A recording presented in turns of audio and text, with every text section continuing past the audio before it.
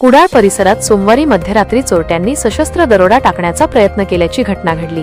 7 दरोडेखोरांनी केलेल्या हल्ल्यात एका महिलेवर चाकूने वार करण्यात आला असून त्या गंभीर जखमी झाल्या आहेत। या घटनेची नोंद मेढा पोलीस ठाण्यात करण्यात आली आहे। पोलिसांनी दिलेल्या माहितीनुसार सोमवारी रात्री 12च्या सुमारास कुडाळच्या हद्दीत पुनर्वसित पानस येथे चोरट्यांनी बंद घर फोडण्याचा प्रयत्न केला। मात्र काहीच हाती न लागल्याने त्यांनी कुडाळचे उपसरपंच सोमनाथ कदम यांच्या शेतातील घराचा कोयंडा तोडून चोरी करण्याचा प्रयत्न केला। तेथेही अपयश आल्याने चोरट्यांनी जवळच असलेल्या तानाजी विठ्ठल कदम यांच्या घराकडे मोर्चा वळवला।